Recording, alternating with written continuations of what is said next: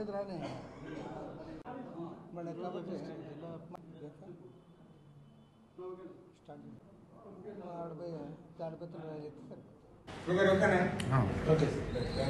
పోదాం అట్లా రెండో అంశం, నిన్న మదనపల్లి పోయినాము. మదనపల్లిలో కోట్ల రూపాయల విలువైన భూములన్నీ కూడా కబ్జాల పాలైపోయినాయి.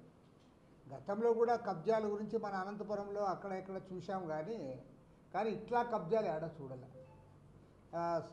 నిన్న పోయి ఒక ప్లేస్లో అయితే పాపం ఆస్తి పరుల వాళ్ళ తల్లి, తాత, తండ్రి, వాళ్ళ ముత్తాతల వరకు వాళ్ళ సమాధులన్నీ ఉన్నాయి.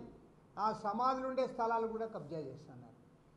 మరి అందరూ కూడా మరి నిజంగా పెద్దిరెడ్డి రామచంద్రారెడ్డి సమాధానం చెప్పుకోవాలి. అసలు పాపం అది ఎన్ని భూములు కొట్టేశాడో తెలియదు, కానీ ప్రతి ఒక్కరూ పెద్దిరెడ్డి రామచంద్రారెడ్డి పేరే చెప్తున్నారు. చివరికి ఆయన భార్య స్వర్ణలత పేరు మీదుగా కూడా ఆ ల్యాండ్స్ అన్ని కూడా కబ్జా చేసినట్లుగా రికార్డులు చెప్తున్నారు. సబ్ కలెక్టర్ కార్యాలయంలో అధికారులు, రాజకీయ నాయకులు కుమ్మక్కై సబ్ కలెక్టర్ కార్యాలయంలో ఉన్న ఏవైతే రికార్డ్స్ ఉన్నాయో ఆ రికార్డ్స్ కూడా అగ్గిపెట్టారు. రికార్డ్స్కి అగ్గిపెట్టారు. మామూలుగా సబ్ కలెక్టర్ ఆఫీస్లోనే ఇంకా వాళ్ళని ఏమనాలో నాకైతే అర్థమే కాలే. కాబట్టి ఏమంటే అక్కడ చూస్తే ఎక్కడ పోయినా ఇవే కబ్జాలు. మొన్న బత్తలపల్లి మేము పోతే అక్కడ బత్తలపల్లిలో 19 ఎకరాల 84 సెంట్లు నిడిమామిడి మఠం భూములు అపరా చెరువులో ఉండే వాళ్ళ పేర్ల మీదుగా దాన్ని బదలాయింపు చేశారు. అడంగల్లో కూడా వాళ్ళ పేర్లు రాసేశారు.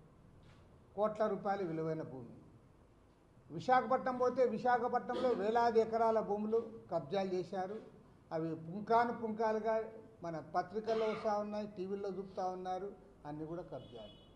కాబట్టి ఏమంటే రాష్ట్ర వ్యాప్తంగా 26 జిల్లాల్లో కూడా ఈ ల్యాండ్స్కి సంబంధించి, కబ్జాలకు సంబంధించి ఫేక్ డాక్యుమెంట్స్ ఇవన్నీ కూడా వెలుగులోకి వస్తూ ఉన్నాయి. వీటన్నిటిపైన కూడా ఈ నెల 20వ తేదీ నాడు విజయవాడ నగరంలో సదస్సు ఏర్పాటు చేస్తూ ఉన్నాం. వీళ్ళందరినీ కూడా సమీకరించి ఇందులో ప్రతి ఒక్క బాధితుడికి న్యాయం జరిగేంత వరకు కూడా ఈ పోరాటాన్ని మేము ముందుకు తీసుకోవాలనుకుంటా ఉన్నాం. ప్రభుత్వం పైన ఒత్తిడి చేస్తాం. ముఖ్యమంత్రి గారు మొన్న మదనపల్లి సబ్ కలెక్టర్ కార్యాలయంలో అగ్గిపడిన తర్వాత దానిపైన తీవ్రంగా స్పందించాడు. వెంటనే డీజీపీ గారిని కూడా హెలికాప్టర్లు అక్కడ పంపించారు.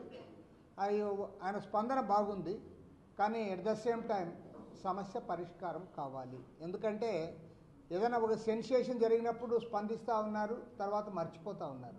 ఈసారి అట్లు కాకుండా ప్రతి బాధితుడికి న్యాయం జరిగేంత వరకు కూడా వారికి అండగా నిలబడాలని చెప్పి కమ్యూనిస్ట్ పార్టీ తరఫున మేము ప్రయత్నం చేస్తూ ఉన్నాం. అందులో భాగంగా 20వ తేదీ నాడు సదస్సు నిర్వహించి ముఖ్యమంత్రి గారి దృష్టికి రాష్ట్ర వ్యాప్తంగా ఎక్కడెక్కడైతే కబ్జాలు జరిగాయో, ఆక్రమణలు జరిగాయో, లేదా ఇతర బాధితులు అన్యాయానికి గురయ్యారో వాళ్ళందరి సమస్యలు కూడా ముఖ్యమంత్రి గారి దృష్టికి తేవడానికి మేము ప్రయత్నం